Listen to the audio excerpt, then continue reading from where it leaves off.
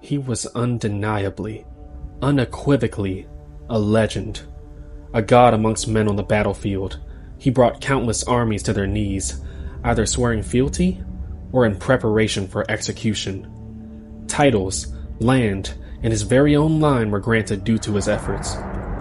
As he looked upon his family, his subjects, his vast armies, he had a single thought. You have done great things. A piercing headache followed the thought. That passing thought felt strange. But within it lied a strange comfort, an invigorating rush of energy that caused his chest to swell with pride. After all, he should be proud. Not many can lay claim to accomplishments such as his. Maybe no one ever has. Feelings of content were replaced by memories of previous encounters with other nobility. Subtle insults veiled in compliments. Upturned noses from those who never achieved even half of his achievements. Great achievements at that. Some of them needed to be reminded of their place. Many months and war campaigns later, he stood atop a battlefield strewn with broken weapons and the mangled bodies of those who dared to defy him. His allies, his subjects, even his family were either dead or hiding far away from him. They all made ridiculous claims that he was losing control, that he had become delusional. Their words meant nothing. Their absence meant nothing. They themselves were nothing compared to him, compared to the one truth that rang true in his mind once more. You have done great things. He doubled over in pain as his head throbbed. He was used to the headaches now, but this one felt strange. The pain was nearly twice its usual strength. Yet another message lied deep within this thought. It spoke of the enemies he had slain, how their families, their nations were still intact without paying him his due. And this made him swell with anger. The rush, just as potent as the surge he feels when taking pride in his accomplishments. And similarly, this rush of energy brought with it a great clarity. He knew exactly where to get a weapon befitting his prestige. The Sanguine Blade, a famous sword rumored to be stained red with the blood of demons it has cleaved through. It's said that a powerful Baelor claimed ownership of it. But that meant nothing to the man. He was a god made manifest after all. Months of esoteric research later, the headaches happened relentlessly now, filling him with pain, pride, and wrath. But he had succeeded. The Baelor appeared in a torrent of black flame as he summoned it, its body radiating hellish heat as it wielded the Sanguine Blade in hand. The battle that ensued was a clash of madness and pride. Each combatant fought with primal fury, refusing to let the other see any sign of weakness. But the man's tactics reigned supreme. He was never a strategist before, but something in him knew exactly where to find the holy artifacts necessary for his victory. However, it was not a victory easily earned. He leaned on his shield, taking slow, labored breaths as he watched the Baelor dissolve into black ichor. Then blinding pain racked his mind worse than anything he had felt before. He could hear the wet sound of something slithering in his mind. Then as he opened up his eyes, he saw them. Two worm-like creatures stood before him. They wore ornate robes covering their spindly bodies. Multiple hooved feet dragged along the ground as they lurched towards the mass of ichor. Their clawed hands scooped it up gently as they turned to face him. These things, these abominations had no eyes, but their circular mouths hung ajar, revealing rows of teeth inside as that same sharp pain washed over him. This time, it was the worms that spoke. You have done great things.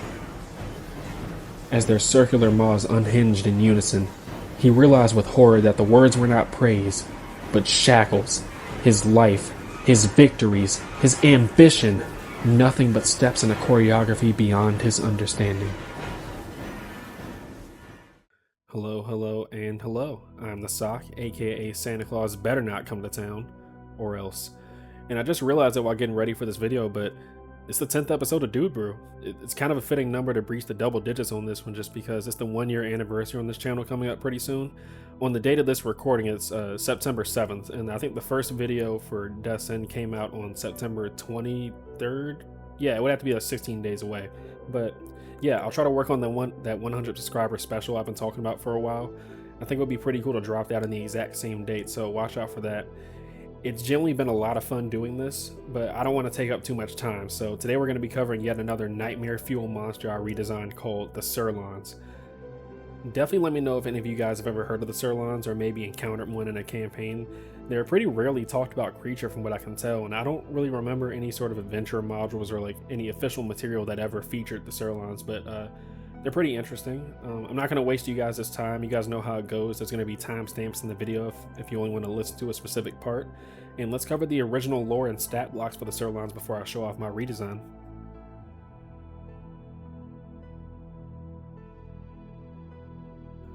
So going over the lore here, I'm going to have some other stuff on the screen just because I'm going to be reading the Forgotten Realms fandom wiki, so I'll link that in the description if you want to read along, but I don't necessarily just want to show that on the screen because there's sometimes ads that show up, and I don't really know how that works in terms of like having ads in a YouTube video you're doing, but that's just if you want to read along. But I'm going to be picking out certain parts of the lore here that are really interesting and things that I kind of factored in when redesigning this creature. Just because it is a decent amount of lore for this creature, actually, surprisingly. So, with the description of the Psurlons, similar to large earthworms, Psurlons had long pink tubular bodies with 2 arms and 2 legs that were also long and tubular in shape, ending in sharp claws. Their entire bodies were marked with faint rings. In the place of a head, the creature's body ended in a circular maw filled with sharp teeth, surrounded by equally spaced visual organs capable of dark vision. The actual stat blocks from what you're going to see don't have them with dark vision, but I do think that the description is pretty cool. It's like these aberration worm creatures. As far as their personality goes, the Psurlons were naturally distrustful and ill-tempered, clever, cruel, and deceitful creatures that hated all humanoids and went to great lengths to kill or drive them away from their domains. They also relished fomenting discord among other peoples, manipulating and deceiving leaders, and occasionally helping furthering evil goals. Bookmark that, because that was a big factor into how I designed the creature in the lore. As far as how they use combat, they had claws and teeth, but for the most part they relied on their psychic abilities such as Mind Fog, Dominate Person, those sort of deals, and the additions where they were statted out. And for their societies, they formed these clusters that lived in the deep Underdark, and they would enslave goblinoids or gnolls to join their ranks and stuff. And they also lived in the astral plane, in which they waged war against the Githyanki for dominance over the plane. They actually ended up gaining the respect of the Illithids and the Mind Flayers. I think the thing that distinguishes them the most, and that really gave me the inspiration for the redesign of these creatures, is a little section in their history. It's not super well expanded upon, but I think it is pretty cool. So they are aberrations, like I said, for their original type. And for this history section here, some sages suggested that the Psurlons shared a common origin with Thara's Dune, together with other extra-dimensional creatures such as Avalus, Cloakers, and Grells. It's kind of wild that Cloakers and Grells have the same company as Thara's Dune and Avalus, but if you don't know who Thara's Dune is, I'll be kind of hinting towards some of his lore in the redesign, but essentially Thara's Dune is this primordial god that existed before the main god that we know today in the D&D Forgotten Realms verse. This does mix kind of like some 4th edition lore and stuff, but long story short, he was corrupted and is now known as the Chained God. So this is very interesting that these Psurlons are just inserted into history with this primordial god, and I think that's a pretty interesting sort of thing to think about. And it also says that Psurlons originally inhabited the prime material plane, where they first developed their psionic abilities to such a level of skill that it made it impossible for them to change their own shapes.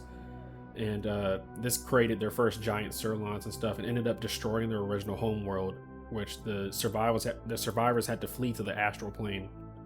So you have like a little bit of like these illithid sort of relations and stuff, but my main issue with the creature, and I'll kind of delve into a little bit more when I get into the stat block especially, is that I think there's a lot of potential here for a really cool creature or a really cool race of creatures, but it just it kind of feels like they're just another aberration. If you've seen my monster type tier list video I did with DM Dungeon Mastery and Dungeon Lord J, check that out. I'll definitely put that in the description as well, because it's just, if you ever want my views on how I view monster design and just monsters in general, that's a pretty good video. But Dungeon Lord J said a really cool thing that I think that is I think a common complaint with a lot of aberrations, in that it's just psychic monsters over and over again, and that can kind of feel plain if you don't expand upon why they're psychic and the effects that they have on other people, which is what I think aberrations do best. And so we're going to be getting into a specific type of creature that I think works better for this specific race. And yeah, let's go ahead and get into the stat blocks first before I get carried away. So checking out the Psurlon stat block, this is just the base Psurlon that you would probably run into. They have an AC of 15 due to mage armor. They have 45 hit points with a roll of 78 plus 14. They have a speed of 30 feet, and for their stats, they have 14 strength, 14 dex, 14 constitution, 17 intelligence, 11 wisdom, and then 7 charisma. And if I'm not mistaken, they have proficiency in no saving throws. So this is kind of weird for the mental stats not to at least have a save there, but I'm going to get into that with the redesign. They have resistance to psychic damage and immunity to blinded and charmed conditions. They have a blind sight of 120 feet, and they're blind beyond this radius, which is why I was saying that it's kind of weird that the official lore for them talks about them having these eyes with dark vision, but I actually kind of like the vibe of them being blind beyond this radius because it kind of sells the whole worm monstrosity. They kind of sense the vibrations in the air like a lot of subterranean creatures, but they also have these like psychic feelers that allow them to sense in my mind, sense the thoughts of creatures within range. And they have a passive perception of 10. For their languages, they have deep speech, and then they have telepathy of 120 feet, and they're CR2 creatures, which is another thing that is kind of weird. They're supposed to be these creatures that rival the Illithids, or at least have the respect of the Illithids, and they go to war with the Githyanki, and they're CR2. I understand this is just a regular one, but still. Their only trait they have here is called Aberrant Mind. Magic can't read the Psurlon's thoughts or put the Psurlon to sleep. That's a really cool feature, but once again, I feel like this is kind of like a scenario where the lore is so much cooler than the stat block. For its actions, it has multi-attack and can make 1 bite attack and 2 claw attacks. For its bite attack, it's a +4 to hit. It does 1d8 plus 2 piercing damage, and for its claw, it does +4 to hit and then 1d4 plus 2 slashing damage. And it has a Psychic Crush as its kind of signature action. It can't really do that as a part of the attacks, but Psychic Crush, the Psurlon targets one creature it can see within 120 feet of itself. The target has to make a DC 13 Wisdom saving throw or take 2d10 plus 3 psychic damage on a failed save, or half as much damage on a successful one. And it also has spell casting through psionics. It can cast one of the following spells requiring no spell components, and it uses intelligence as its spell save DC, which is 13 as well. 2 times per day each it can cast Disguise Self and Mage Armor, and once per day it can cast Suggestion. Once again, I just want to say, the lore, these things are a terror on the astral planes. They rule in the Underdark entire like bands of goblins and stuff, so even if this is a regular one, this is just kind of like, I'm not gonna lie, most Underdark creatures are stronger than these things. Like, I understand they have like 17 intelligence, but come on, we're being realistic here. The Drow will probably make these things their pets. Before I get too carried away though, we're gonna go ahead and switch over to the Psurlon leader stat block. Looking at the Psurlon leader stat block, it still has an AC of 15 with mage armor. It has 127 hit points with a roll of 17d8 plus 51, and 30 feet movement speed just as well. 16 for its strength, 14 for its dex, and 16 for its constitution. It has 20 intelligence, 11 wisdom, and 7 charisma. There is a little bit of a disparity there between wisdom and charisma being so low, considering their vast intellect and kind of ambition. What I think, charisma isn't just a social stat. Part of the reason why it's a social stat because it represents your force of will, and generally people that are able to lead and kind of like make other creatures submit to their will are creatures that are, or people that are very charismatic. They have a strong force of personality, which is what charisma represents. Once again, I really try to do my best not to get into these rants, but I think this creature has a lot of potential that really isn't capitalized upon. It does have proficiency in wisdom and charisma saving throws, so I guess that says something, even though the saving throws in question are +3 to a wisdom save and then +1 to charisma save. So your average bard or any wizard with mental spells is probably going to be able to get it as long as it's not like an intelligence saving throw, but it only has a +5 to an intelligence saving throw as well. And it's a CR6 creature. The leaders of this species are CR6, and they war with the Githyanki on the astral plane. So I just want to keep reiterating that. Its only skills it has are perception with a +6 to that, Nothing else really changes with the stat block until you get to... It has a new trait called Two Heads. The Psurlon has advantage on saving throws and makes to avoid or end the frightened, stunned, or unconscious condition on itself. While one of the Psurlon's heads is asleep, the other is awake. It's pretty cool. It fits in with the worm sort of thing. I'm pretty sure worms in real life have... Isn't it like they have a head on both ends or something like that? I don't know. It's like they have a butt on both ends or something. Either way, I think that it fits with the worm sort of vibe of the creature. Its actions haven't really changed. It makes 2 bite attacks and 2 claw attacks, so it does make a fair amount of attacks. And it can also use Pacify if available, or Psychic Crush, which is a big up in terms of its action economy. +6 to hit with its bite and claw attack. Its bite attack does a d8 plus 3 piercing damage, and then the claw attack does a d4 plus 3 slashing damage. It has a very lethal ability called Pacify that I mentioned before in its multi-attack. It's a recharge of 5 to 6, and the Psurlon targets one creature it can see within 120 feet of itself. The target must succeed on a DC 16 Wisdom saving throw or fall unconscious for 10 minutes. The condition ends if the target takes any damage or if another creature uses its action to shake the target awake. This is a pretty cool ability, I'm not going to lie. It's kind of like it's like the sleep spell without the hit point requirement. So a DC 16 Wisdom saving throw is also very lethal. I didn't carry this over. I'm just going to say that just because it kind of would make the stat block that I redesigned a little bit bloated in terms of its control. But I like where the stat block is at. It's honestly, this one isn't bad. I'm not going to harp on it too much. And I also want to note with the regular Psurlon and then the Psurlon leader right here, their Psychic Crush is not a recharge. They can just do it as an action. And specifically with this one right here, they can use it as a part of the 4 attacks that it's making. So it is pretty lethal. Psychic Crush is 3d10 plus 5 psychic damage. I'm not sure if that was an increase from the last one. I think the last one was like 2d10 plus something psychic damage. So that is an improvement. And for its spell casting, it has a spell save DC of 16. And it gained Dimension Door once per day. I'm pretty sure that's the only thing that increased on its spell list. So it's not a bad stat block, but I don't think this is anything equivalent to what an Illithid would consider a threat, especially considering the fact that they're immune to like psychic damage too. Mind Flayer specifically is what I'm talking about, and then you have the Elder Brains and stuff. So honestly, I feel like these creatures would once again just be enslaved by the Illithids. There's no way that they're gaining the respect of these things with their stat blocks as is. But like I said, Psurlon Leader is not a bad stat block, so whoever made it, please do not hunt me down like Liam Neeson. With all that being said, though, the main complaint that I had before is, like I said, it's just another aberration that enslaves. It has psychic abilities. These are just Duergar worms in my mind, but like with less flair, in my opinion, at least just with the way that the stat blocks are, because at least the Duergar have the thing where they can enlarge. They're like angry evil dwarves. So we're gonna go ahead and get into my redesign and rework of the lore of the Psurlons.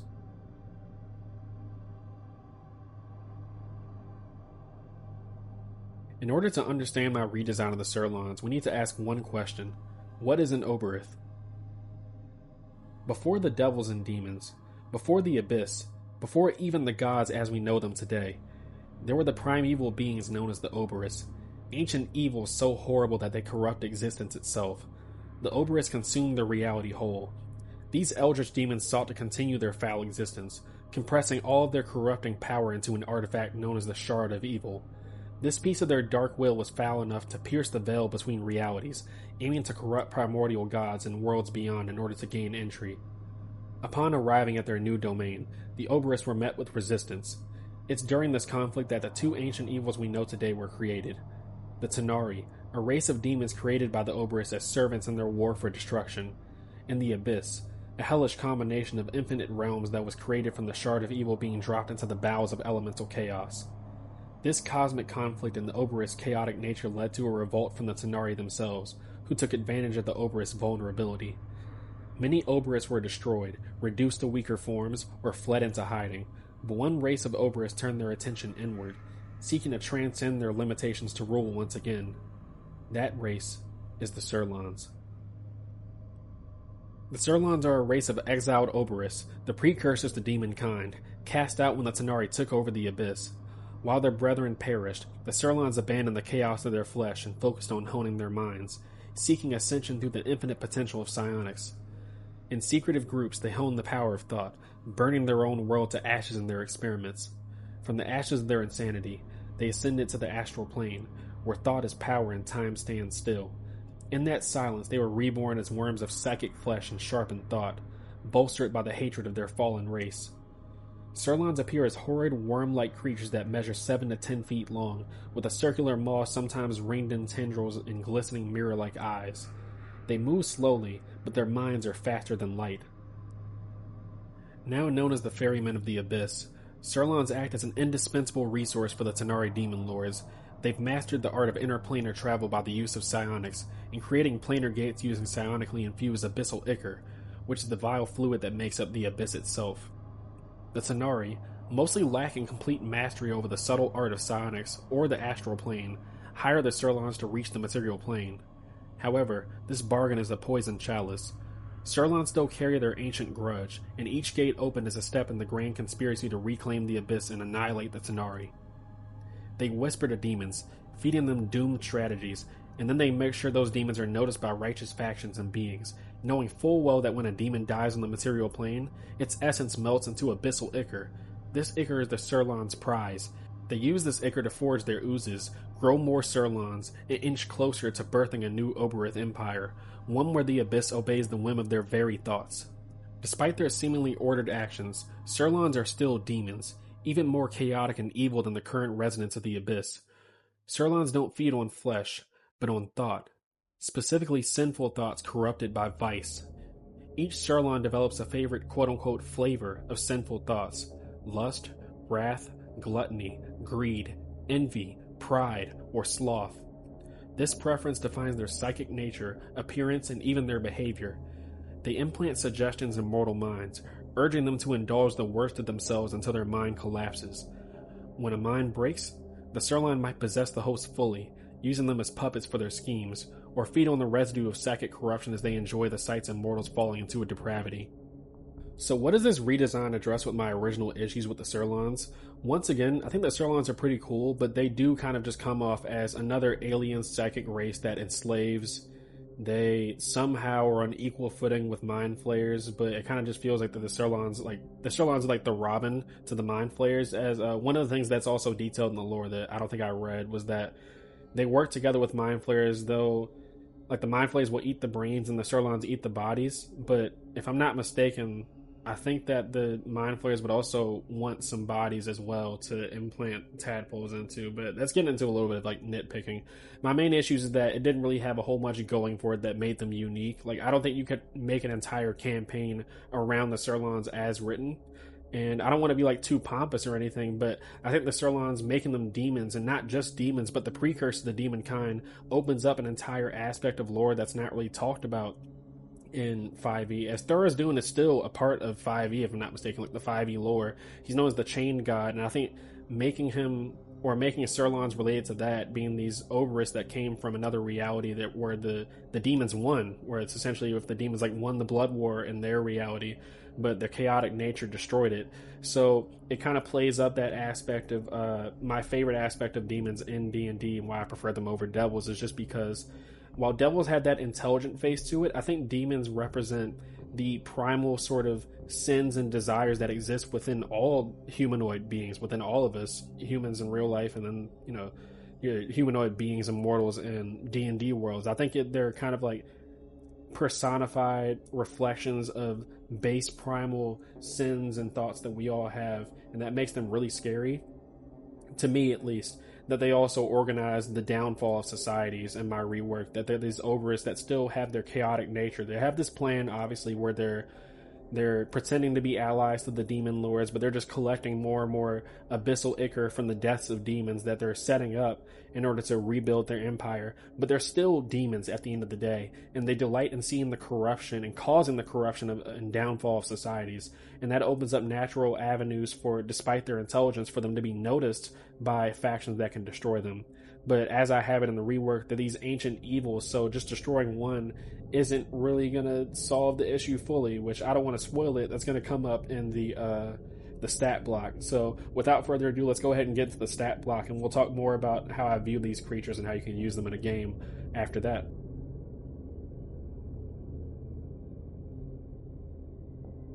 Getting into the rework for the stat block, we're going to have the Psurlon Ringer, which is the official name according to the lore. There's like the Ringer, and then there's the leaders and stuff. And then I think they have a whole thing with giant Psurlons, but that's besides the point.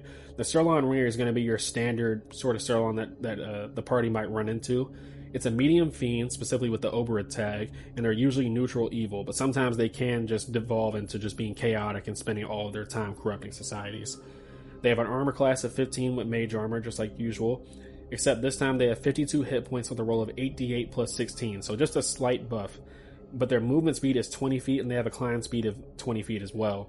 I kind of wanted to emphasize their worm-like nature as well, being able to like squeeze through cracks, and like fighting these things in a kind of cramped corridor would be very dangerous, or cramped ruins, that sort of deal. I also wanted to give them a 20 feet movement speed instead of 30 to emphasize their mind over matter sort of theme. They used to be these mighty Obyriths, and if you know anything about Obyriths, AJ Pickett has a really cool video for that. I'll link that video in the description as well, where he goes over the lore of them. But yeah, I wanted to emphasize the mind over matter of them abandoning the raw power of their previous state for the subtle art of their mental manipulation now. For its stats, it has 14 in strength, dex, and con, just like usual. It has 18 intelligence instead of 17. It has 12 wisdom instead of 11. I'm pretty sure it was 11 before. But the big difference is that they have a 16 charisma. So this is just kind of my perspective, that these are very driven creatures, and creatures that exist literally because of their force of personality and will. They manifest it to the astral plane. And getting into their saving throws, they have a +7 to intelligence saving throws and a +4 to wisdom saving throws. I just think those make sense for the type of creature you're dealing with. And for skills, they have a +9 to deception and a +7 to insight and a +4 to perception. Specifically, they have expertise in deception and insight, kind of reflecting their hyper analytical and hyper intelligent nature. And also kind of selling the fact that there might not be lying by regular human standards, but they're just have these alien minds, so you can never tell what their intentions are. For its damage vulnerabilities, I gave it vulnerability to cold and radiant damage. Cold specifically because they're worms, so I kind of wanted to reflect that. Like if you, it's kind of like the Thing when they find the alien frozen and stuff. I just imagine when they get frozen, they go into this sort of stasis, kind of reflecting of their worm-like physiology. And for Radiant, that's just the way that I do demons, undead. Any sort of unholy creature I think should have vulnerability to Radiant damage, as it kind of promotes the party having clerics or finding like a priest or something like that to assist them with a demon problem or a zombie problem. I just think that's giving creatures vulnerabilities promotes the players to be a lot more resourceful and thoughtful and strategic and stuff. It also has resistance to bludgeoning, piercing, and slashing damage from non-magical attacks that aren't silvered. I don't like how in the new edition for the Monster Manual for 2024, I do like a lot of the things that they do, but one thing they took out is resistance to bludgeoning, piercing, and slashing from non-magical attacks. There's no distinction between magical or silvered weapons and then just resistance and stuff in the new edition. I think that's not really a good choice. I get the point behind it. You want to make martials more important, but it makes martials important when you give them the fucking magic weapon or the silver sword. Even if you don't want to do magic items, there should be a difference between Excalibur slashing a creature and then a regular sword. So that's my little rant about that. But yeah, they have the devil sort of, or demon sort of concept where if it's not silver, they have resistance to bludgeoning, piercing, and slashing. They also have immunity to psychic damage. I upgraded that from resistance to psychic damage to immunity since they feed on sinful thoughts now. I thought that made sense.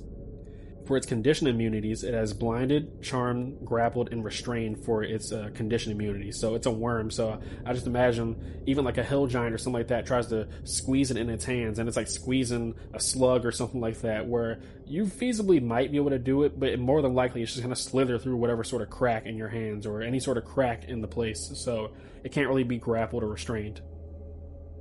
I kept its blind sight of 120 feet. It's blind beyond this radius, and it has a passive perception of 14. For its languages, it has deep speech and telepathy 120 feet, but it also has abyssal now. As a side note, I don't think abyssal should be a language because I feel like demons are chaotic, so each one should speak differently. So it's like if you have Abyssal, then I would probably just say you have advantage on checks to try to discern what they're saying. But I don't think it makes sense for there to be a unified language among a chaotic species, but that's another side rant. Getting into its traits, its first trait is called Inscrutable. The Psurlon is immune to any effect that would sense its emotions or read its thoughts, as well as any divination spell that it refuses.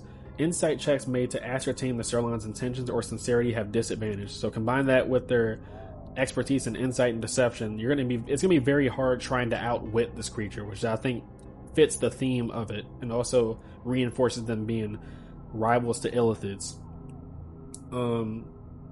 Next up is Amorphous. The Psurlon can move through a space as narrow as 1 inch wide without squeezing. Once again, it's a worm, so even though it has low movement speed, it might try to lure you into a very cramped place where only it can climb through these cracks in the walls and stuff. I think it would be a very thematic fight.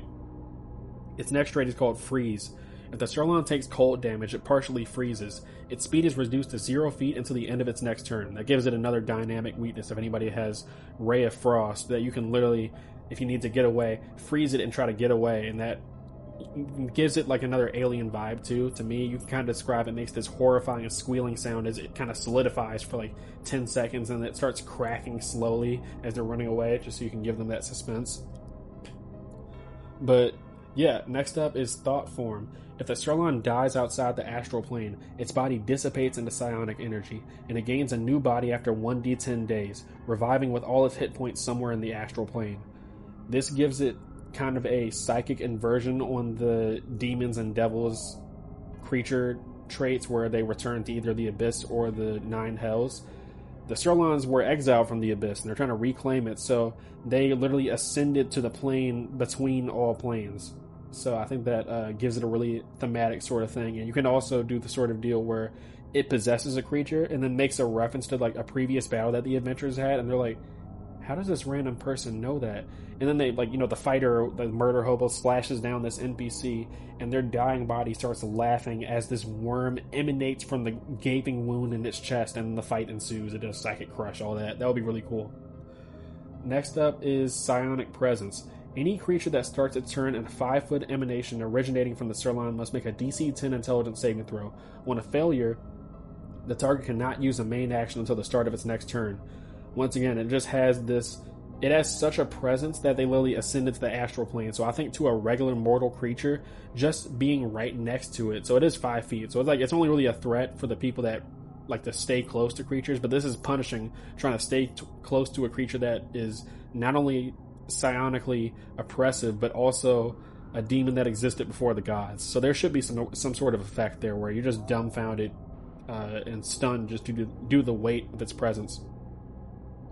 Next up is called Vice Affinity, which is an optional feature. Each Psurlon has a specific Vice Affinity that influences their appearance and the effects of its Psychic Crush. Choose a Vice Affinity from the table. We're going to go over the table after we go over the Psurlon leader or the Psurlon Vice Lord as well, but that's going to be like towards the end of the video.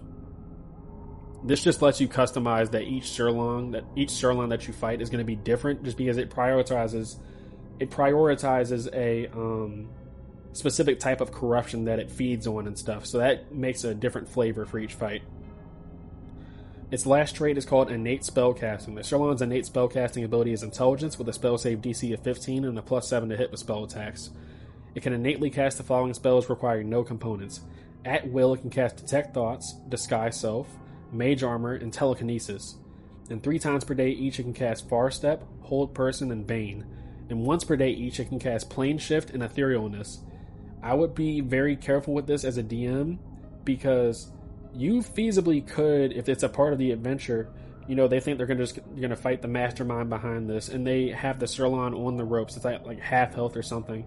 And I don't know how many creatures you can teleport with Plane Shift, but I think it would be wild if, in an effort to try to escape, they get close to it, and then they failed the Charisma save I think that Plane Shift requires in order for them not to be shifted, and they're teleported to a whole other plane of existence, and that's really up to you. I wouldn't necessarily teleport them to Psurlon HQ.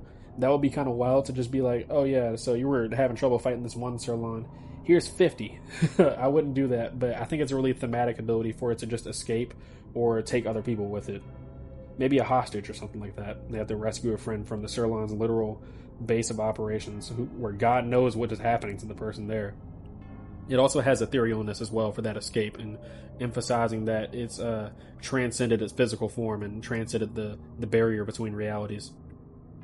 Let's go ahead and go over its actions real quick. It has multi-attack, so the Psurlon Ringer can use its Psychic Crush and makes 2 attacks, using Claw or Bite in any combination.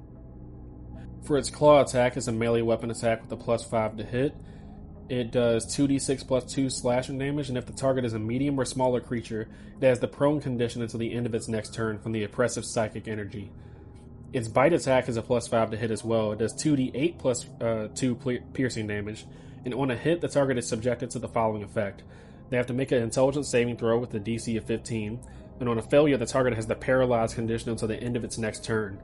So using this in combination, it could do the Claw first to gain advantage on the Bite attack, or it could do the Bite attack first to potentially paralyze you and gain not only advantage, but a critical hit with the Claw attack. So it adds some kind of synergy with the creature that kind of makes up for it not really being a tank. It's still very dangerous if you get close to it, combined with its psionic presence and then its Claw attacks. It can really disable somebody, and that's the point of the creature, that it's supposed to be like a controller type creature, mastermind. But I need to stop going on these rants. Next up is Psychic Crush, which I made a recharge of 5 to 6 just because I did buff the Psychic Crush a little bit, because my main issue with the Psychic Crush before is that it was, well, first of all, it was just one target, so in terms of action economy, it's getting mollywopped. Even if it just focuses in on the barbarian and makes him take a lot of damage, that's not really going to do much. So I buffed it quite a bit, so it needed to be a recharge 5 to 6. Once again, this is a DC 15, but I made it an intelligence saving throw instead of a wisdom saving throw. And that's just because it's psionics, so psionics is intelligence saving throws. I feel like that's not a problem to be pretty brutal with the creature, especially with the way I designed it to be a glass cannon. So, intelligence saving throw DC 15, any creature that the Psurlon chooses within 90 feet that it can see. On a failed save, you take 3d10 plus 4 psychic damage, and the target reduces their hit point maximum by half the amount of damage taken, to a minimum of 1. This reduction lasts until the creature takes a long rest. If the creature fails the saving throw by 5 or more, it suffers an additional effect based on the Psurlon's Vice Affinity, which you can see on the Vice Affinity table we're going to look at in a little while. On a success, it's half damage. So, yeah, this is going to be pretty brutal, to be quite honest. With that being said, it's not like it's going to get it back every single turn, but when it does use this is going to be a devastating sort of feature, especially for your casters and stuff. I think it interacts with different types of characters in a really interesting way. So the casters have a higher chance to succeed, but if they fail, that's really bad for them, since their hit point maximums are going to be lower than your marshals. But the marshals have a higher likelihood to fail because it's an intelligence saving throw. So there's a lot of interesting synergy I think it has with disrupting creatures. Its last ability, its last action that it has, is called Possession, which it can do once per day. One incapacitated or unconscious humanoid that the Psurlon can see within 5 feet of it must succeed on a DC 15 Charisma saving throw, or be possessed by the Psurlon. The Psurlon then disappears and controls the creature's thoughts. The Psurlon then disappears and controls the creature's thoughts. The possessed creature still maintains control of their body, but is unaware of the possession, and its alignment becomes chaotic evil for the duration. The Psurlon can't be targeted by any attack, spell, or other effect while possessing the creature. The possession lasts until the body drops to 0 hit points, the Psurlon ends it as a bonus action, or the Psurlon is forced out by an effect like the Dispel Evil and Good spell. When the possession ends, the Psurlon reappears in an unoccupied space within 5 feet of the body. The target is immune to this Psurlon's possession for 24 hours after succeeding on the saving throw, or after the possession ends. Once again, I feel like this creature really distinguishes itself from a lot of other aberrational type creatures in that it does have psychic abilities, but it's a glass cannon, like, hardcore control specialist, like control/disruptor specialist, as it is a lot of things that could really disrupt the battlefield, like telekinesis. It can move objects. I would recommend that you have like a lot of rubble or a lot of objects for the Psurlon Ringers and the Psurlon Vice Lords to manipulate around, kind of like the Force, as it throws like boulders at people, like moves a wall in front of them. You could even do the sort of thing where there's different phases of combat, so it changes around. It uses telekinesis to change the arena and stuff. So I think that would be a really interesting sort of thing. It has teleportation with Far Step to do kind of like escape or move into range of other people and stuff. And it has Hold Person for control as well, and then Bane allows a pretty good debuff. This creature is really built for also having minions as well, I'll say that. That's going to get into like how to use this creature sort of section at the end of the video, but I just want to say that this creature is... My intention was to make it very, very interesting to fight against, kind of like its own little puzzle in a sense. And specifically with the possession, I think that's the most lethal ability in terms of like narrative, as this creature is kind of like a narrative threat more than just a physical threat, like, oh, you're going to die sort of thing. It's going to make you the worst aspects of yourself when it's possessed. So that really depends upon the character. If you have a character that's really struggles with anger issues, like the barbarian or something like that, the barbarian is using rage when it's not necessary.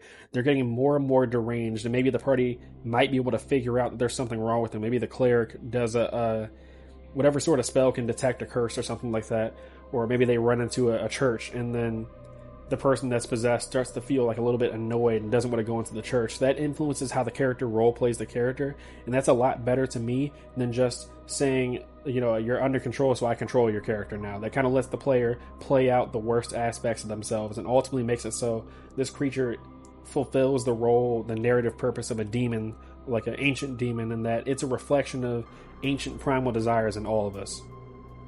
Getting into the leader of the Psurlons, though, this is going to be a little bit quicker for this one, is called the Psurlon Vice Lord. So the Psurlon Vice Lord is my redesign of the Psurlon leader stat block. You're going to notice a little bit of changes here, but it has an AC of 13 with mage armor, which is definitely lower, but you're going to see why.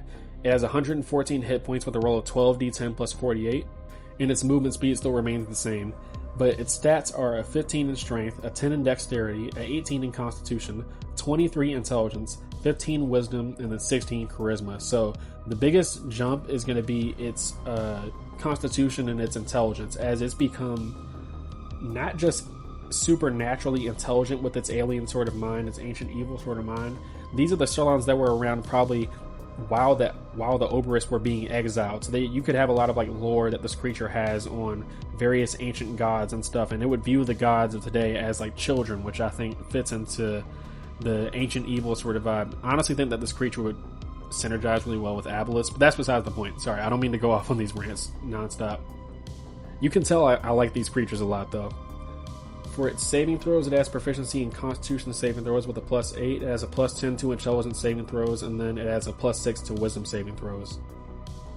Its skills have gone up to a +11 to Deception and a +10 to Insight, and it has a +6 to Perception. And everything else still remains the same. It also has some new traits here that I adapted from the previous Psurlon leader stat block. It has 2 heads, so the Psurlon Vice Lord has advantage on saving throws it makes to avoid or end the frightened, stunned, or unconscious condition on itself. While one of the Psurlon heads is asleep, the other is awake. I also added an additional feature that it adds +5 to its initiative rolls, which kind of simulates its genius intellect. Speaking of which, its next trait is called Vast Intellect. At the beginning of a round, the Psurlon Vice Lord can expend a use of its legendary resistance to switch initiative with the creature. It cannot do this if it did so the previous round. This is probably one of my favorite features that I put in a monster, as I think that there's nothing that will sell to the party that they're dealing with something so beyond them in intelligence, as it's literally changing the rules of the game. It's changing the engagements of combat. It could change its initiative to right before crucial player's turn. Like the players have been discussing with each other, okay, we're gonna throw this artifact in this, vat of lava or something like that. That's the whole MacGuffin. We need to throw it into the lava, like classic Lord of the Rings sort of thing. And just as an example, and the ranger's turn is coming up just like right at the beginning of the round. At the beginning of the round, as they're getting ready to say what's on their turn, you see the Psurlon look over. I will probably say this the round previously, that they see where the person is going to end up. I would foreshadow that they look off into the direction that they intend to go, and then it changes initiative. You tell the players that, and then it moves to stop them, and then like it casts Psychic Crush on its turn and disables the ranger. That would be so terrifying to really feel like that this creature is 5 steps ahead of you no matter what, and literally it's 5 steps ahead of you when it's changing initiative. Next up is Magic Resistance. The Psurlon Vice Lord has advantage on saving throws against spells or other magical effects. It's this ancient primeval sort of demon now, so that makes sense.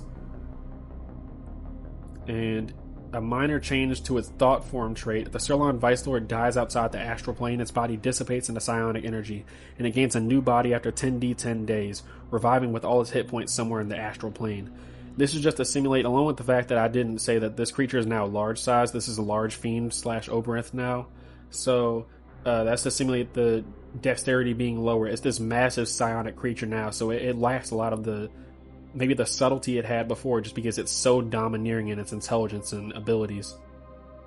So it does take a longer time for it to kind of reconstitute itself, since it's more psionic energy it needs to gather in order to reform itself. It does have legendary resistances, which it can do 4 times a day. So it has 4 legendary resistances that it can use to succeed a saving throw instead of failing. And for its innate spell casting, its spell save DC has gone up to 18, and it has a +10 to hit with spell attacks. So it's a big jump in terms of its potency as a caster. It now has Bane at will for its at will spells. All of its spells are the same pretty much. 3 times per day each, far step, hold, person, but it now has greater invisibility, command, and dimension door. And then 2 times per day each, it can cast etherealness, plane shift, or temporal shunt. Temporal shunt is going to be one of the big ones that really shocks your players as well, as its psionic abilities have transcended time and space at this point. So temporal shunt, if you don't know what that does, when a player or character does anything, the Psurlon Vice Lord can use this reaction to basically throw them outside of time, and then the player comes back at the beginning of their next turn, but they have no memory of what just happened, so it cancels out what the person was just doing. I'm pretty sure it's a saving throw though, so it's not like super overpowered, but it is a very strong spell that I think makes sense for this type of creature that literally transcends planes of existence. Next up, for its actions, there have been some damage buffs to its claw. Its claw does 3d6 plus 2 now. Its bite does 3d8 plus 2 now, and for its Psychic Crush, it's gone up to a DC 18, so that's going to be very tough even for the casters at that point. But this is a high level creature that you wouldn't be fighting until like very later on in the campaign, or at like a higher level. It does 4d10 plus 6 psychic damage now for the Psychic Crush, and the effects for that still remain the same. But its last additional new thing that it has are legendary actions. So the Psurlon Vice Lord can take 3 legendary actions, choosing from the options below. Only 1 legendary action option can be used at a time, and only at the end of another creature's turn, yada yada. But its legendary actions are, the first one is Corrupt Thoughts, which costs 1 action. The Psurlon Vice Lord casts a command spell on a target it can see. So just another subtle control thing, is it can make a person run this way or make a person drop its weapon, that sort of deal.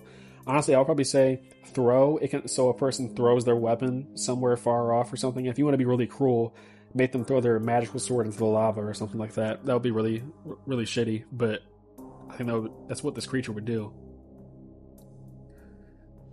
Its next legendary action is called Sunder Reality, which costs 2 actions. The Psurlon Vice Lord forces all creatures of its choice within 30 feet of it to make a DC 15 Charisma saving throw.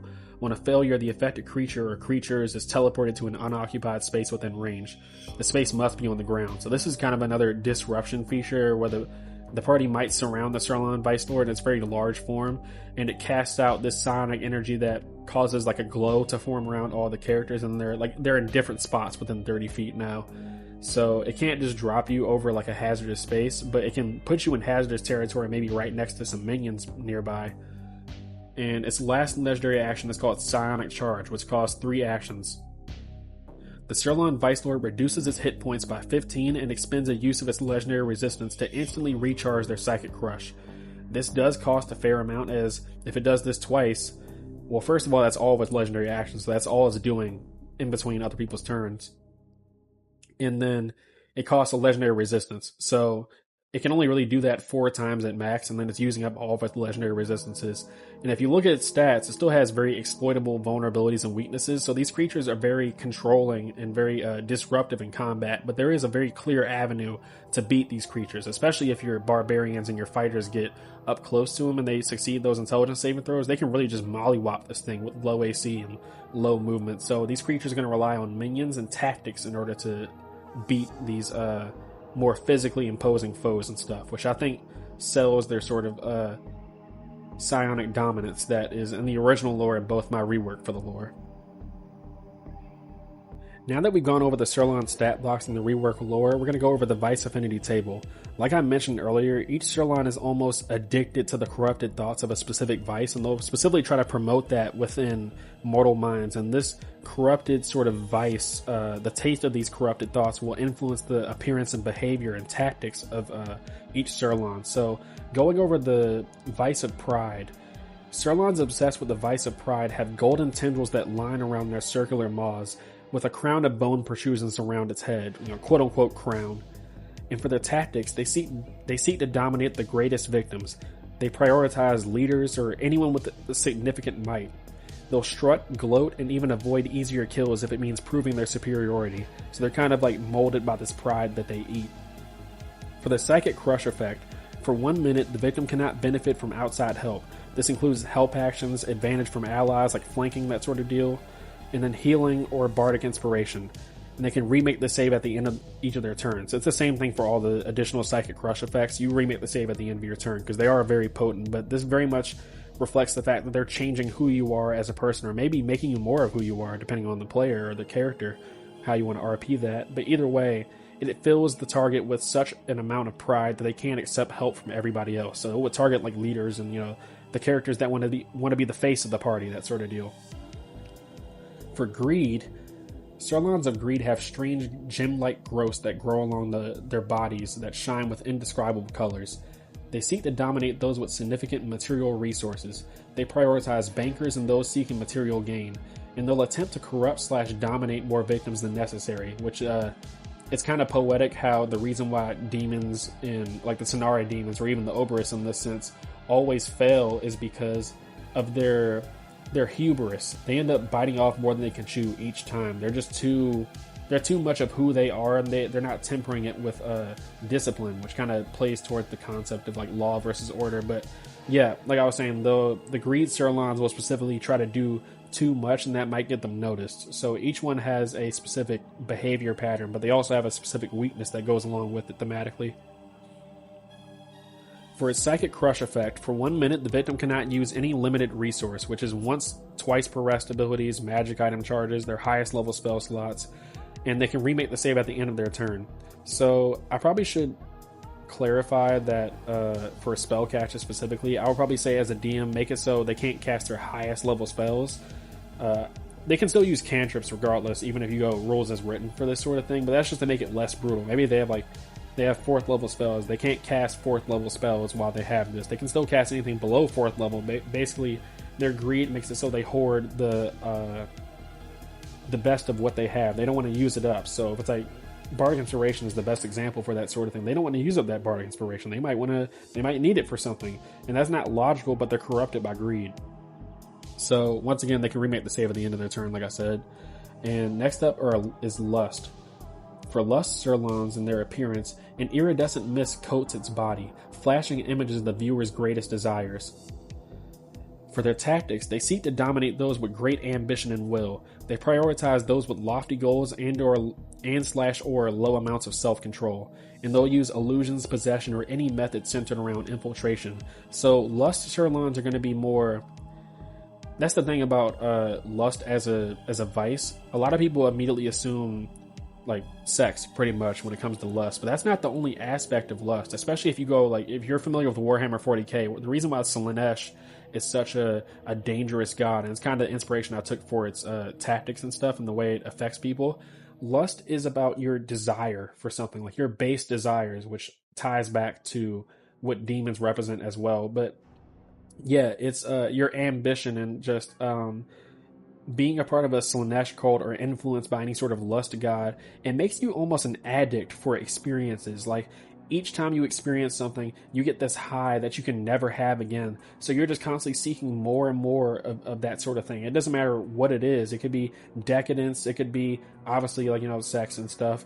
But any sort of desire starts to overtake the person and make it so they just seek that high over and over again. It makes them an addict. So it's very scary. But that's how these creatures are going to act. They're going to try to manipulate your greatest desires and make you feel like you're going to achieve them, especially if you're possessed by them. They'll control your thoughts that way, but they're not going to be super direct with their plans. And for their Psychic Crush effect, The target is charmed by the Psurlon for 1 minute, and they can remake the save at the end of their turn. So it's like the Psurlon is almost the object of their desires in a sense, anything they want in life, and that could very well be anything according to the character, what their greatest goals are. Next up is Envy. Psurlons of Envy have reflective mirror-like skin along their bodies, and they seek to dominate those who are desperate. They prioritize those who are considered unsuccessful and/or unfulfilled, and they'll use implanted thoughts of all that others possess, beckoning the victim to take what others don't deserve. For their Psychic Crush effect, the target has disadvantage on attack rolls and saving throws against anyone other than the triggering Psurlon, consumed by a need to prove themselves, and they can remake the save at the end of their turn. So it's filling you with these thoughts that everyone has all of this stuff that they don't deserve, because it's like envy. It makes you jealous of what others have, and makes you ignore what you do have. So that can lead to themes of like the person ignoring what they have there with it could be the party and stuff like that. They always think that it would target the characters that feel like they have a rough go at life, kind of like if you have that member of the party where they don't really do that much. They kind of might be the weakest or the least overtly successful compared to the other party and stuff like that. It really depends upon it, but it plays upon the envy and you focusing on what others have instead of yourself. Next up is Gluttony. Psurlons of Gluttony have bloated bodies with pools of black ichor leaking from their mouths, and they seek to dominate those who are mentally/emotionally vulnerable. They prioritize selfish despots and those with a lack of empathy, and they'll use straightforward and aggressive tactics to corrupt the most minds possible so that they can feed on the corrupted thoughts. So once again, this is another way that the creature bites itself in the foot, is that it's superhumanly intelligent, but it's so obsessed with their specific vice and specific gluttony is just consuming more and more, and it implants that and reflects that in its strategy as well. For its Psychic Crush effect, for 1 minute when using a limited resource, which is Bardic Inspiration, consumable items, spell slots, rages, the target expends another use/charge. If another use/charge is unavailable, the target gains 1 rank of exhaustion, and they can remake the save at the end of their turn. So it's just like, it's especially dangerous for those abilities where it's like twice per day, and you're like, I really don't want to use this now, but every time you use it, you use another one. It's kind of like making the character self-explanatory. They're more gluttonous. They just want to consume more and more. And you're going to notice with a lot of these vices that they kind of interweave with each other in a way. They're very similar, and I think that is also thematically resonant as well, as how a lot of the sins end up blending into each other and becoming the same thing.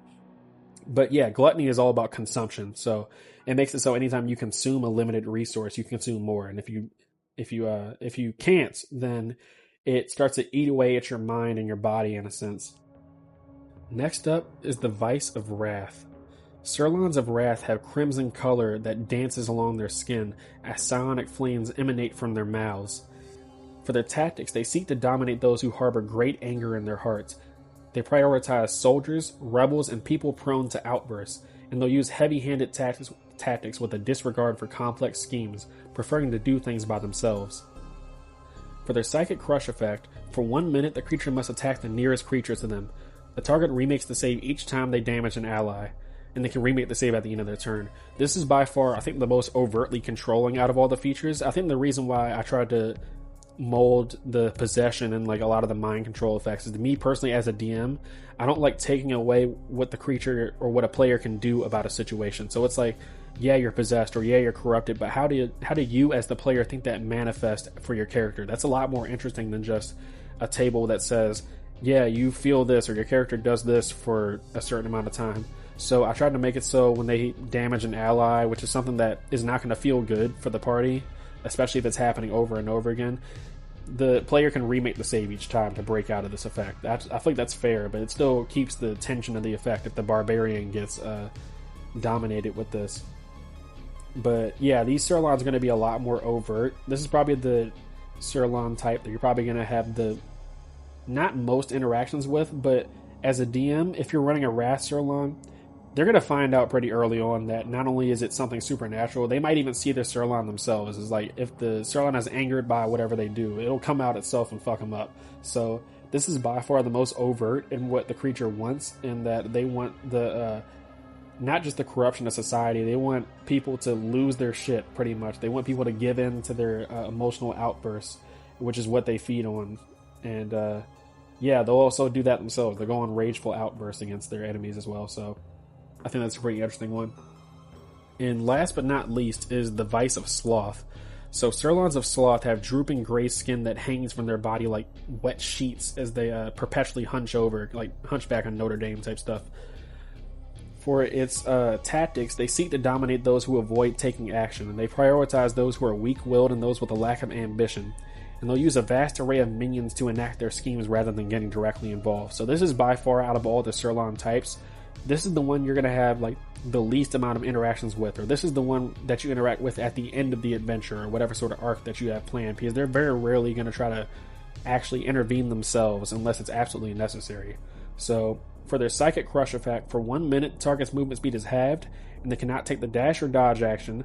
The target is also unable to take reactions, and they can remake the save at the end of their turn, just like with all the other ones. So it makes you really filled with sloth. It makes your motivation kind of go away, and they specifically target those who are weak-willed and will just have them kind of devolve into laziness. I think this would be very interesting for a Psurlon of sloth to infect, like the unwilling prince. You know, you kind of have that Jon Snow type where they're just like, I don't want it, and you just have a ruler that really doesn't want to be the ruler, and then they're corrupted by this Psurlon of sloth, and maybe like a band of hill giants is attacking the outskirts of the cities, and the citizens are rioting against this ruler, but he's corrupted by sloth, so he just lets things devolve under his watch, and the Psurlon is just enjoying, as this king, this prince, is just allowing this depravity to happen in their city just because they're just infected by sloth. So I think that's a pretty interesting one.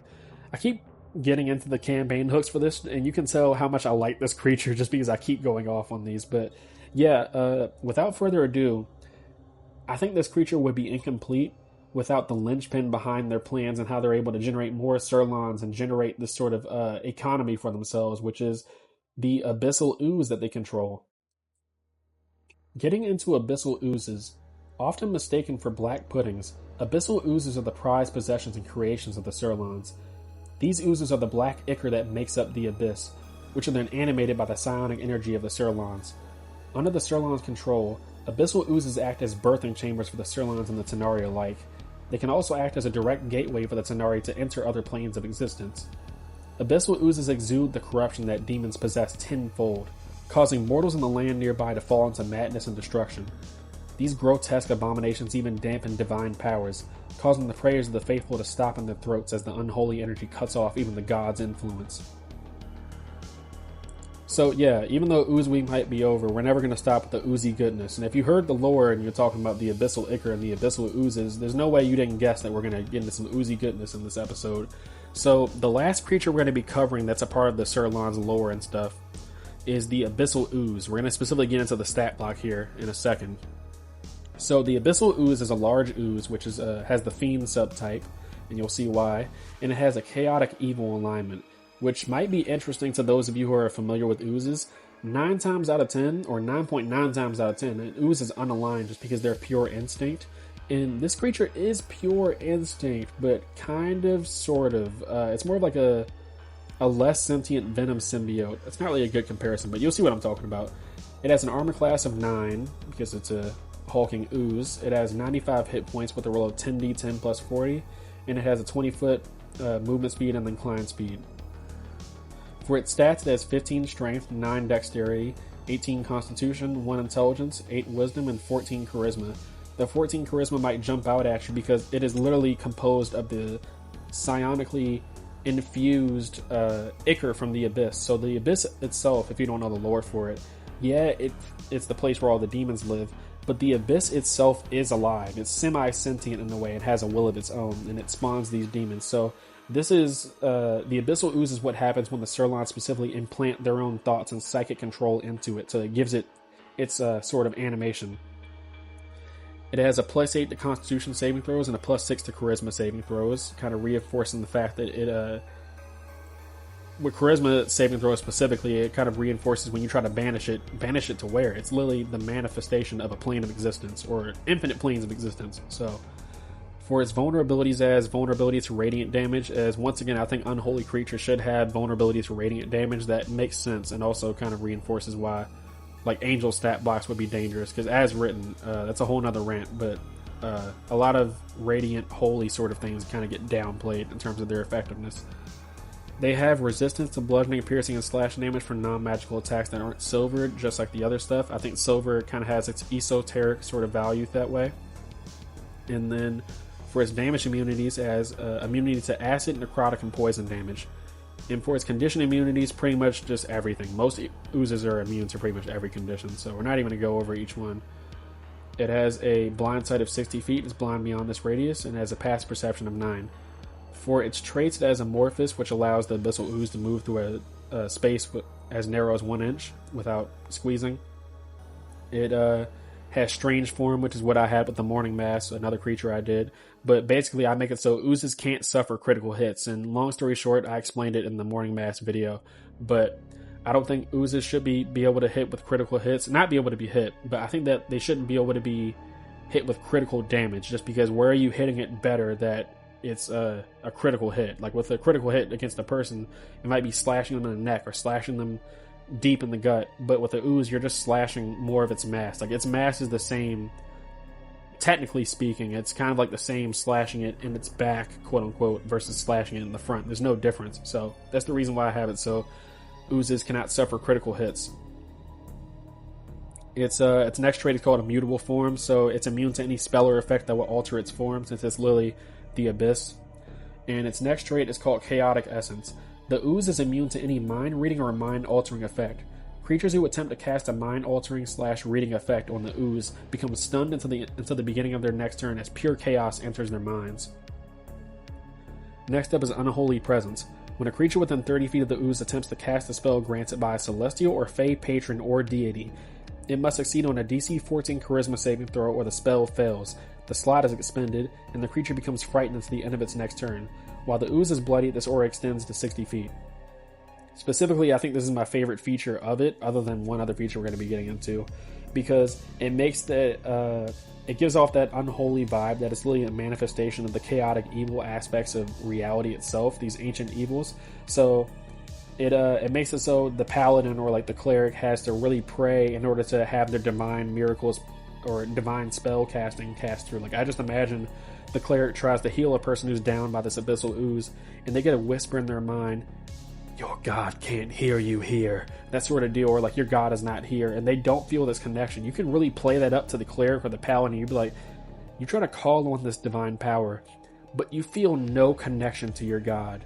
It's like they feel forsaken almost, and I think that sells the vibe of the literal physical manifestation of the abyss. So it's the charisma saving throw kind of represents their faith in a way. And its next trait is called Fiendish Sense. The abyssal ooze is aware of all celestials and / or fey within 1 mile of it. It knows the distance and direction to each creature, and it has advantage on attack rolls against these creatures. And its last trait is called Evil Aura. At the end of each of the ooze's turns, each creature within 5 feet of it takes 3d6 necrotic damage. A creature reduced to 0 hit points by this damage must succeed on a DC 14 charisma saving throw or be instantly transformed into a dretch. This dretch has maximum hit points, and this transformation is permanent and can only be undone by a wish spell. While the ooze is bloody, the aura's range increased to 10 feet. This is by far, I think, probably the most metal feature out of all of them, because let's just say the ooze has somebody grappled, which I'm going to be expanding upon in its actions, but it has somebody grappled and they get dropped to 0 hit points. The cleric's just like, oh yeah, it's fine. Or like the bard, whoever has a healing spell is just like, I'll just get to them next turn, it's all good, they'll be up. And then you describe as like the rogue that was grappled dissolves into like liquefied gore, and it bubbles as it seeps into the abyssal ooze. And then you describe that gore like a hand reaches out. It's a skeletal hand, but instead of the rogue that they knew, it's a red hand of a demon popping out as like it turns into a dretch specifically is green, but you get what I'm trying to say. Like it's a skeleton reforms into a dretch, and that would be very horrifying for both the player and the rest of the party as they watch their friend get transformed into a demon, and there's virtually no way to turn him back other than just killing him. So that really sells the unholy nature of this creature, that you can die from this creature's aura and get reformed into a demon. For its actions, it has 2 actions. Its first action is called Pseudopod. It has a +6 to hit with a reach of 10 feet. It targets all creatures within range, and it does 2d8 plus 2 necrotic damage plus 1d8 bludgeoning damage. On a hit, the target is grappled with an escape DC of 14. At the start of each of the ooze's turns, each target grappled takes 3d6 necrotic damage, so that creates a very terrifying synergy. If you get grappled by the pseudopod, you're taking 6d6 damage if you, let me make sure I read this right. Yeah, so at the beginning of the ooze's turns, you take 3d6 necrotic damage. If they don't get out somehow by the end of that, that's another 3d6 necrotic damage at the end of the turn, and that increases the synergy of it trying to grapple you and slowly unmake you into like liquefied matter to reform your soul into a demon, which I think is very thematic. So that's a very dangerous feature. And then its next feature is called Demon Spawn, which you can do once per day each. You're going to see what that each means here in a second. While within 30 feet of at least 2 Psurlon ringers or 1 Psurlon Vice Lord, the ooze can spend hit points for one of the following effects. So like I said, it can do each of these options once per day. For 10 hit points, it can summon 2 demons of challenge rating 1 or lower. For 15 hit points, it can summon 4 demons of challenge rating 1/2 or lower. For 20 hit points, it can summon 1 demon of challenge rating 5 or lower. And for 30 hit points, it can summon 1 Psurlon ringer. And for all remaining hit points with a minimum of 80 hit points. So in order to cast this last aspect of its Demon Spawn ability, it has to have at least 80 hit points. So most likely it's going to just do this at the beginning of combat, and the Abyssal Ooze is going to be gone. Because when it spends all its remaining hit points, it can cast the Gate spell, opening to any layer of the Abyss. All demons summoned this way, excluding by the Gate spell, have maximum hit points. Because if it did that with the Gate spell, that would be way too overpowered. But yeah, as long as it's not the Gate spell, every demon that this Abyssal Ooze creates has maximum hit points, and that would be very bad. It would definitely be very bad indeed, because I think that this creature has a lot of potential with the fact that it's like this mindless, or kind of like a semi-sentient ooze, yeah. And it exudes these evil sort of whispers and corrupts people. But you also have the horrifying detail that it can turn people into demons, and then as an action, as long as Psurlons are near it, since it's bound them psionically, it can literally create demons. Like, you can describe the flesh of demons being like stitched and kind of like belched out by the Abyssal Ooze's form and stuff as it spawns out these demons. That's a very scary visual. But I won't get on too much of a rant, just because we do have to go over their regional effects. So the Abyssal Ooze has 3 regional effects specifically that basically is a manifestation of the ooze's abyssal nature, which corrupts the land for up to 6 miles around it, creating any of the following effects. The first effect is a pervasive sense of dread fills the air. All creatures who are not in evil alignment cannot take a short rest. Its second regional effect is all negative thoughts and emotions are amplified in the area, and bad memories rise to the surface more often than not. All creatures who are not in evil alignment suffer disadvantage on wisdom and charisma ability checks. Evil aligned creatures have advantage on wisdom and charisma ability checks. This is while within the area specifically. But the last regional effect is reality itself begins to corrupt from the ooze's presence. If a humanoid spends at least 2 hours within the area, that creature must succeed on a DC 17 wisdom saving throw or descend into madness determined by the short-term madness table. A creature that succeeds on the saving throw can't be affected by this regional effect for 24 hours. So this is all, if you're not using alignment, just use this as a guideline. As long as the person isn't evil or a chaotic evil sort of character, if you're going really hardcore alignment, but it's any evil alignment will thrive in this place, as the corrupting sort of thoughts and energy is harmful to us regular sort of mortals, but to those who have really dedicated themselves to evil or have that sort of mindset with their alignment, they almost feel invigorated in the area. And they might actually, you could have a whole thing where basically this kind of ties into how you can use it in your game. But any evil cult or evil person feels emboldened by the presence of this Abyssal Ooze, and they might seek out the Abyssal Ooze and almost be like in a trance as they jump into it and are reformed into a Dretch. You could do that sort of deal. Or maybe have them reformed into a greater demon or something like that, whatever you want to do. But regardless, the demons, my favorite aspect of demons as a creature type in D&D is the fact that they corrupt the land itself. Even a Dretch or a Quasit being, a couple of them being in an area, over time it might do it slowly, but it'll corrupt the land slowly and slowly to the point where other demons start showing up, and then it starts corrupting it to the point where you have an abyssal incursion where the abyss itself, or whatever sort of like demon lord gains notice, a Baylor or something, breaches into reality and threatens to pull the world itself into the abyss, and that has a really intimidating sort of aspect. I played a specific campaign where we went to a corrupted sort of location, and there was dretches and then a Galabarizu, I can't pronounce the names of that stuff, but there was a greater demon there, and just the DM describing the desecrated land around the area is just a really thematic visual, that the demons are so evil and so chaotic that they corrupt reality itself. So the Abyssal Ooze has that tenfold and will make creatures go insane, or make it so you can't sleep just because of the oppressive dread that's in the air and stuff. But we're going to go ahead and get into how you can use this creature in your game.